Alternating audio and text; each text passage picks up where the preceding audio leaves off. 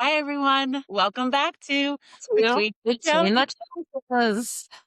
I said it before, but we'll get it I eventually. froze for a second there, so I That's missed why. the cue. Oh, that's okay. We'll get it one day. How you doing, Case? We haven't talked in a minute.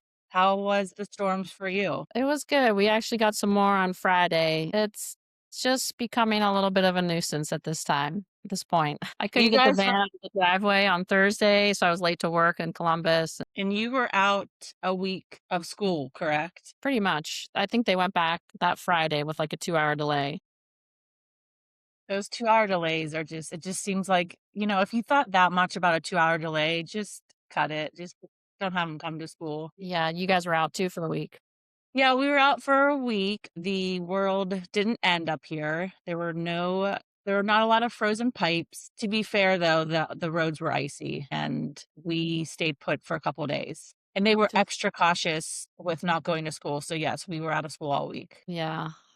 I kind of go back into like COVID times when we're like all stuck at home. Get out those Mel science kits. Find a room and scream in that pillow when you need to. Anyway, okay, so I'm actually really excited about this conversation. So today we're going to talk about, and this is a big one, the culture of comparison. And so we want to preface this really quickly saying we believe health matters. Health absolutely matters. The issue is comparison. We as a society compare. And to the point where it's become, in my opinion, extremely toxic. I agree. So before we get into kind of some key points here, I'd love to know when you started recognizing yourself comparing yourself to others. From a general standpoint. Yeah, like do you remember the first time you started comparing yourself as a kid? Yeah, I think for me, it began just with my siblings and looking up to you guys as athletes. So constantly comparing my performance to yours because you guys, were the top dog. So I just was kind of always chasing your milestones, I guess. Like I'll be good enough once I'm, at your times. Right, right. And that's through a swimming standpoint because we were more competitive swimmers from an early age. Volleyball came later. What about body image and just comparing yourself to others that way? Do you remember when you were a kid when that started happening? For me, I started comparing not so much body. I do remember in like fourth or fifth grade, I started to look at people's clothes. And I remember that, like looking at how just they had like cute outfits and they always seemed to have all the accessories and all the things. And I was the fourth of four. So my entire wardrobe was a lot of hand me downs. Let's bring back Again, the picture. I was focusing on this, material thing, but I think body comparison for me started not until about high school. Hmm.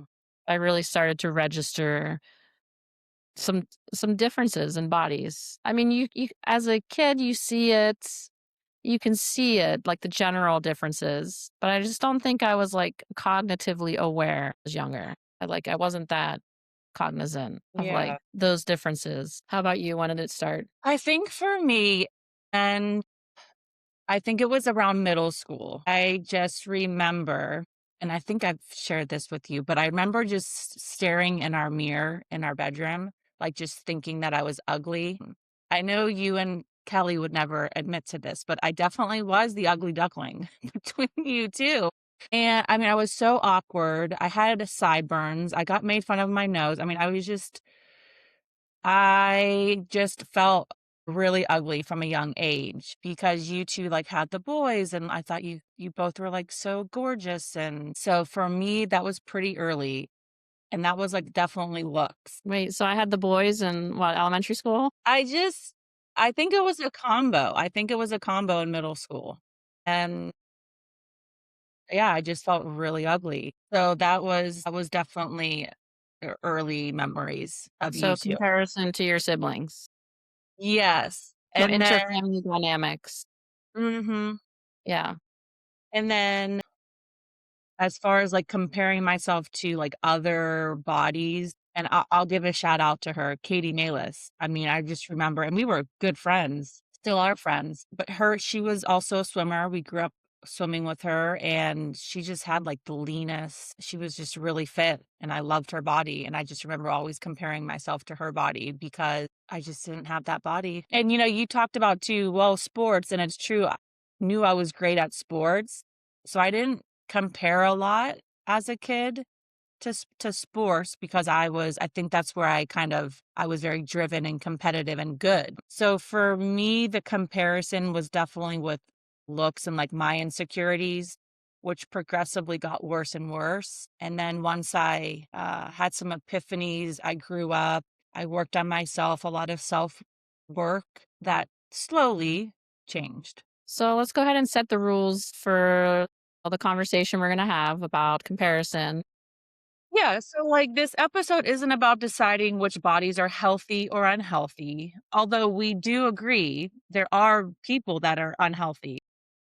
It's about why we feel so inclined at evaluating bodies in the first place. Yes, the culture of comparison, uh, to the point where it's snowballed into social media. I think we'll touch on that just a little bit. Comparison was happening before the rise of the internet. It's definitely, I believe, part of the human condition. We're just going to kind of dissect that a little bit. The concern for being healthy is a reasonable concern.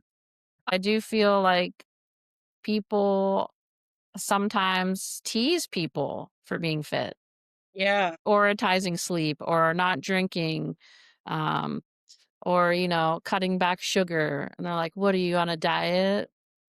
Like, oh, just have one, just relax. Like, Yeah. it's not, for me, I don't get that external support. I don't really need that support though, because I'm intrinsically motivated through my own passion and desires and drive. So I think we're talking about like the cultural, like the overall consciousness, right, of people and the way we view health. Right.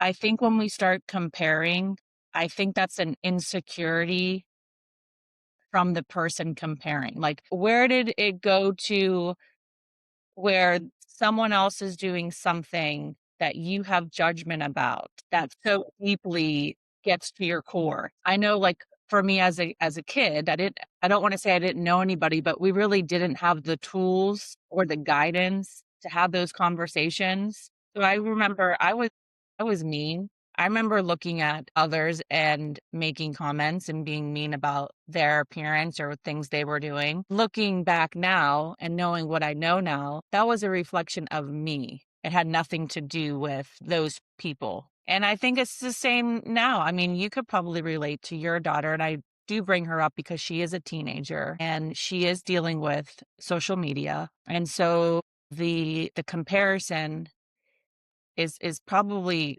always around her now, especially because social media is 24/7. It just doesn't go away. It's always there. The concern for health, we want to be healthy, and that's an honest conversation. It just doesn't always stay that way. It turns to making judgments about the other person. Well, and we're also talking about skinny culture as well.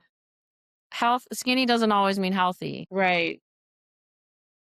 And I Like, why do we love extremes? Like, why do we love the skinny culture? I think it gets people's attention. yeah, probably for the shock value. I mean, case in point, when people started taking Ozempic and there were overweight individuals that made the decision to take it, which I need to just also say Ozempic was used originally for type 2 diabetes. Another conversation about what we do to want to look a certain way.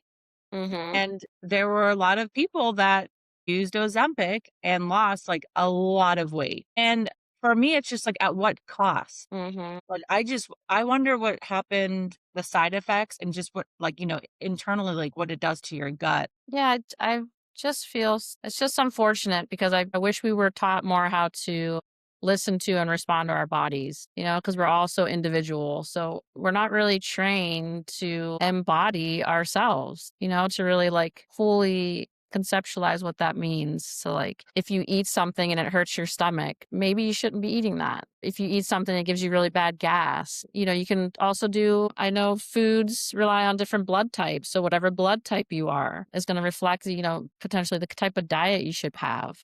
Not fad diet, but just foods that your body can process. And I'll give an example because I remember exactly when I started to act that way. So I think it was my freshman year. And the person that we eventually met, she was a personal trainer and bodybuilder, I believe. One of the very first things she said to me was cut out sugar, cut out all sugar and replace it with fake sugar because fake sugar has 0 calories. Well, oh my gosh. So again, knowing what I know now, fake sugar is just absolutely so toxic and poison for you.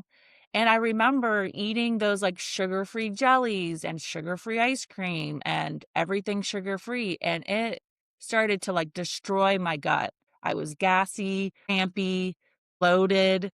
Um, but hey, I lost and I was looking really lean, but that's where it started for me when I started making decisions based off of what I was eating Hmm. to look a certain way. Yeah, but did you weren't happy with who you are, who your Right. body was born into? So I Yeah. think that too has like plays into it as well. Like, yeah, we're comparing, but why are we comparing? What's the root of that? And it's like lack of love for yourself. Yeah. That's how you Yeah, for felt? sure. So again, I do go back and forth a lot, but now I for sure was not secure with myself. I was very insecure. So I was seeking all of these things that I wanted to do to make me look better, regardless if it was healthy or not. So that was like the past me. Now I do things that, hey, I want to be fit. I want to be healthy. And so these are the things that I'm going to do for myself because when I do those things, I feel better. I feel better about myself. I look better. I want to dress up. I want to do my hair. I want to get up out of bed every day. But that's for me. And I think going back to the comparison, if that mindset was I'm doing all this because like I want to be like Casey Jones, that is what we want to avoid. Because then you're not living for yourself. You're living for somebody else. You're trying to be somebody else. And maybe we're getting a little off topic, but where does insecurity come from? Why weren't you secure? Well, and that definitely leads us when we get to the end, which is, how do we stop? Where do we stop that? And I believe it comes at a early age. So I know for me, mom would be like, "Oh, you're beautiful," but I didn't feel beautiful. How come I didn't feel beautiful? It was because I didn't have and I think there are things you can say to kids, like, "What do you love about yourself? What do you like about yourself? What are some activities that you like to do?" And putting the attention back on the person versus just making, like, these blanket comments. It's like, well, Hmm. obviously, if I thought I was like, if I felt this way, I wouldn't be feeling this way, but I'm feeling this way. So, I believe it starts from a really early age, and I really believe parents, mentors, the people around you really set the stage for how a kid reacts, behaves, and acts. What about you? Yeah, I definitely think it's the language that the child develops and the way we're speaking and talking about them. Comparison is a learned behavior, right? It is. So It it's in is. our culture. You see other people doing it. You see your parents maybe doing it. Parents are comparing siblings. So it's definitely ingrained in the way we kind of interact with one another. And I believe that it's just, yeah, I agree. It comes from a reframing of the language and how you're addressing your child. Well, and then, like, I know with siblings at a young age, my brother he made fun of me from a young age. So if there's no one there to correct it, which there wasn't, then the behavior is repeated. Those words are repeated. And when you tend to tell a person over and over, especially a child's brain, they start believing it. Now, did I think I looked like Elvis? No. Did I think I had sideburns? Absolutely. But, like, I don't know, it's very interconnected, and I think that's why it's so important just for people to be really mindful of the language that they're hearing, not just externally, but internally. Because you can change that. Like, if you are more self-aware, then you are able to rewire the things that you say to yourself. I believe comparison, as I said, is a learned behavior. And I believe it's a behavior we've developed because it's almost like a tool of distraction, right? And I feel there's a reason why we want people distracted. When we're distracted and not focused on ourselves, we lose sight of our mission, vision of what we're put on earth to do. So keep constantly keeping people distracted or sucked into the external noise of comparison just keeps people off their path. Yeah, and It's distracting. you made a good point earlier with when you eventually, and some people do it at earlier ages, when you stop doing all the things that society makes you think that you should do. A big one for me, and again, this is probably more for adults because although kids start drinking from a young age, I just almost feel it's like a popularity contest, and I'm just so don't even care. Don't invite me. I wanna stay home. But all of those things, like drinking, drugs, shopping, toxic relationships. Or even traveling, that's like a big one for me when if I'm on social media and I see all the places people are going, that I definitely Yeah, like you're like the impulses, the temptations. I mean, it's out there. It's people in porn, like all of these I don't love the word addiction, you know that, but just all of these really, really bad habits that are really toxic for you, and it is, and I love people are talking about alcohol even more. I still drink. I've definitely am more mindful and know that alcohol is poison. You can stir it any way that you want to, but the fact is it's poison. And we're just so propaganda, billboards, how they portray stuff like that, prescription medications, the girls frolicking in the hills. It's crap. So I when you think the problem for me is that it's just become so accepted. yeah, It's just normal behavior and, like, we've all accepted it, and we've also prescribed the idea that we can't change it. Well, it's out of my control, and I have issues with that. yeah, you're right. And I feel like now because I'm working more and more of, like, removing myself from that, from those environments, and it is true when people ask you, like, why you're not drinking, it's like a big deal for them. I'm over, like, at the enabling part of that of society. I mean, Mhm. I'm so happy we're talking about this because guess what's going on tonight? Super Bowl. Watch these commercials. I know, it's either, like, a pharmaceutical medication.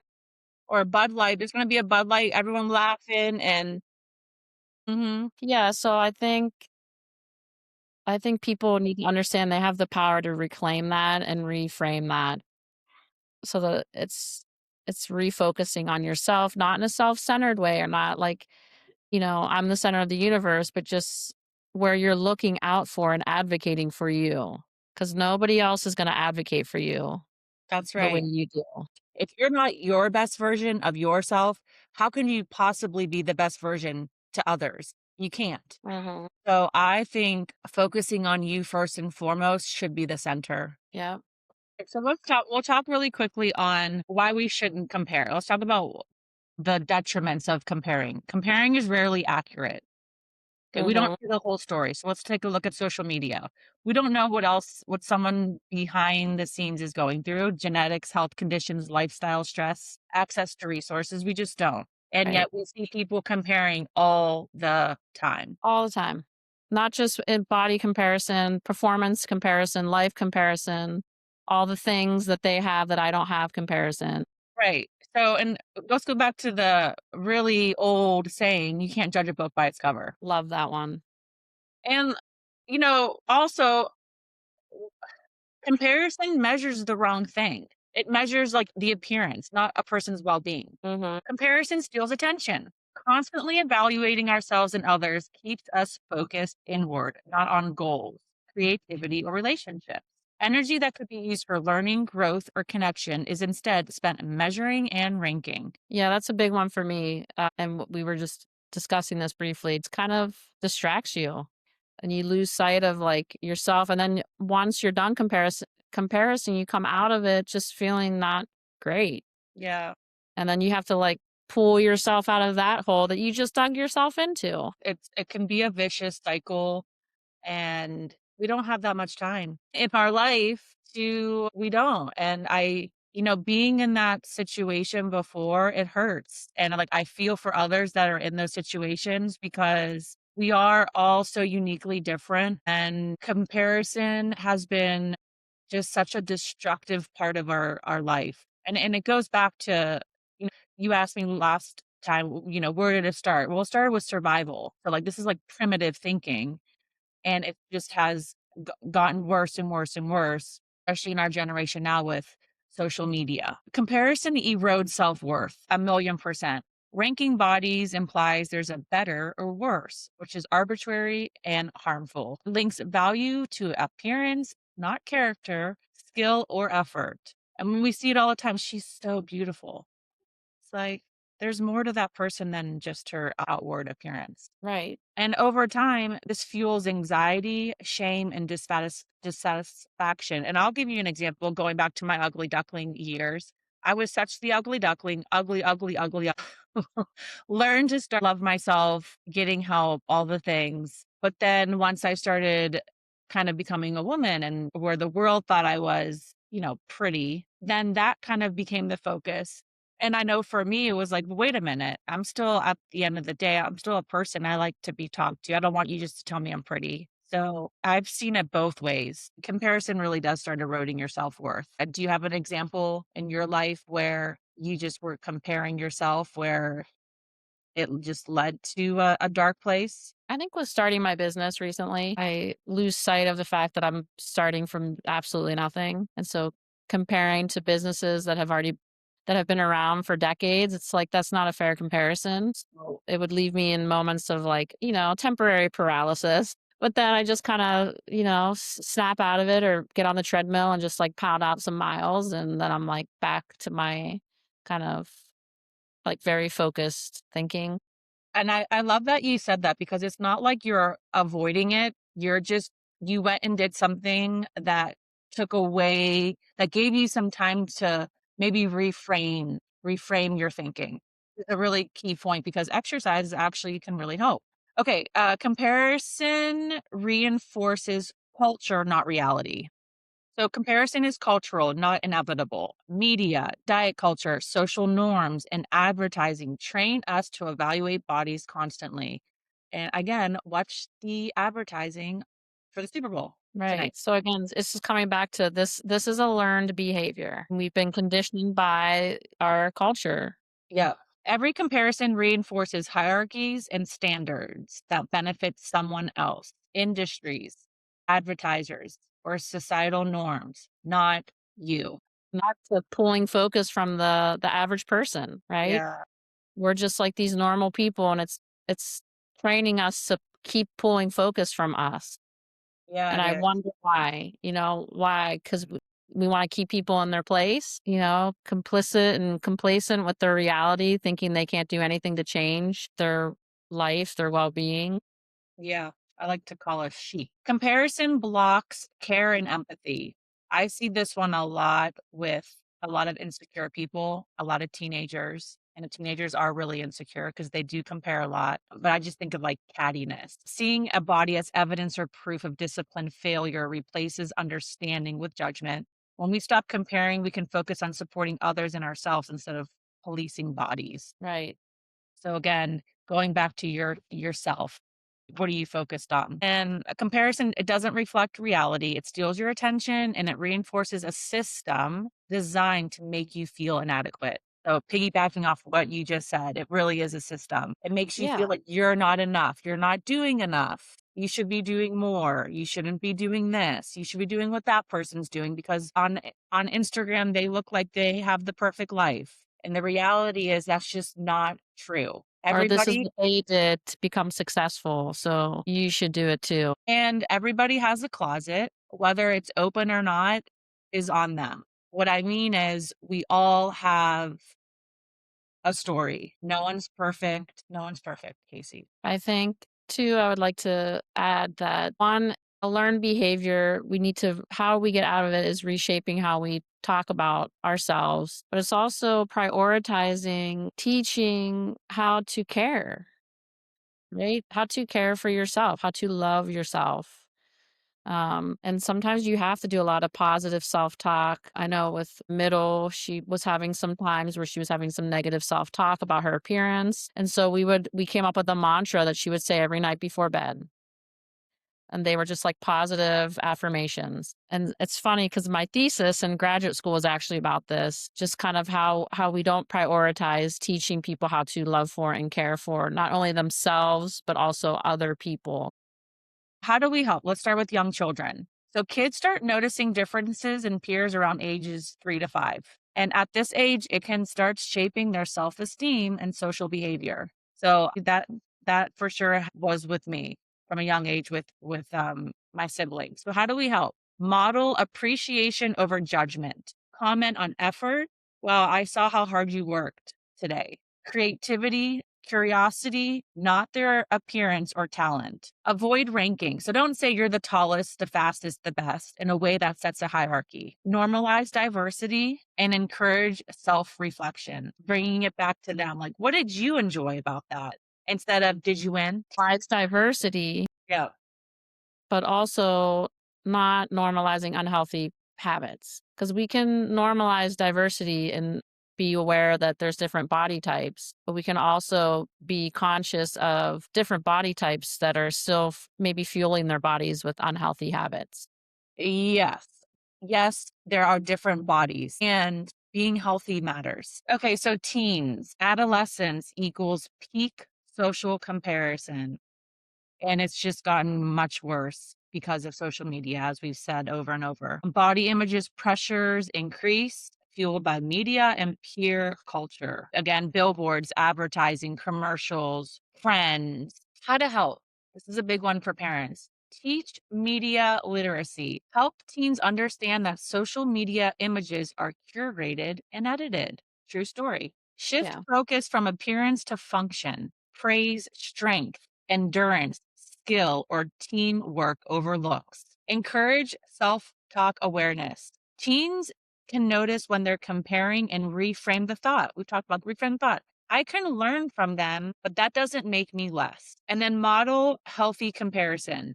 Talk about your own experiences with comparison openly. Show that it's normal, but manageable. And I think that's great that we're able to share our experiences because we have been there. We've been Yeah, there. it's absolutely normal. I mean, I do think it's a part of the human condition, but it's about how you manage and mitigate those feelings of comparison when they do come in. And then finally, what can adults do and why it matters? Social, professional, and online pressures keep comparison alive. Comparison can affect career confidence, relationships, and well being. And you said that yourself with your new business. So, how do we help with that? Pause and reframe. When you notice comparison, ask, is this observation useful or judgmental? So, maybe stepping away, like your workout. Okay, this what I'm feeling, is this useful or is this judgment? And then maybe reframing your thought.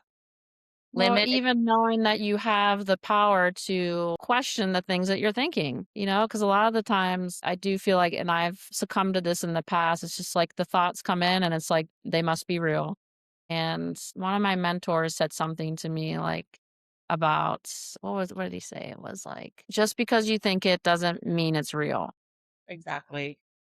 Yeah. So limit exposure, curate social media and environments that amplify unrealistic standards. So I say this a lot. Parents, keep your kids off social media as much as I think it genuinely is doing more harm than good. Keep your kids off social media. Even parents, I think it's great. Obviously, for professionally, it can be a great thing. Limit it. Practice gratitude and self recognition. Focus on what your body or mind allows you to do, not how it looks. So, again, a lot of reframing, which takes self reflection of maybe writing down the things that you say to yourself, wanting to make a change Yeah, and it takes a lot of work. It's work, and you have to have a lot of self discipline to be on yourself like that. because it is a skill and it is a learned behavior. I have to learn how to do it. Okay. And then Shift conversations, move discussions away from ranking and toward curiosity, learning, and shared experiences. So, just kind of like general strategies for all ages, some core key takeaways. Name the comparison. Awareness is the first step. Simply noticing that a thought is comparative reduces its power. Celebrate function over form. What can your body do versus how does it look? So, like, Right. for example, wow, I was just able to do 10 push ups, which has helped me in everyday functioning when I'm doing housework instead of look at that bicep. Yeah. God gave me those from those push ups. And I love Iona Maher. She's a professional rugby player, but she's definitely like celebrating function over form. She's like, this is the body of a professional athlete. And she'll like grab her soft spots. And, she just really celebrates that. Like, look what my body can do, even though my uterus sticks out a little bit, you know? We need her. We need more of her. Yeah, she's great. I love her. She's got a good, using her platform for positive change. Encourage collective growth. Emphasize teamwork, cooperation, and empathy instead of competition. And that's a big one, I think, instilling that at a really young age for the kids, for the little kids. And teamwork doesn't just mean sports. That can be teamwork within a family. That can be teamwork when you go to an event, when you do things outside the house. That can be teamwork within the school. There's a lot of different places to encourage collective growth. And then finally, teach system thinking. Help children, teens, and adults see that cultural media and peers train us to compare. It's not inherently personal. No, we were definitely trained. We are And again, coming back to that awareness, self awareness, cultural awareness, surrounding external awareness is very important to kind of mastering the skill and relearning the behavior. yes, because you can unlearn something. Comparison can be unlearned across all ages. And finally, the goal isn't perfection, it's awareness, functional appreciation, and redirecting attention from ranking to curiosity and care. I agree. I love that. That's a really good closing statement, too. We hope everyone finds time to self love and to take some time for yourself. Dang it. Turn off social media, reframe, refocus on you, and you'll hopefully allow more room for joy and gratitude in your life. I love that. Okay, we can end on that. All right, sounds good. Thank you for joining us today. Yeah. It's been a pleasure. We hope you, got something out of what we were discussing. And again, if you have any other suggestions of topics, we would love to hear it. Enjoy the Super Bowl and Enjoy the Super Bowl. love to know your thoughts on those advertising commercials. Yes. Let's see if pharmaceuticals will outweigh the poison ones, the the Yes. alcohol poison. That's great. All right, Case, I love you. Love you too. Bye.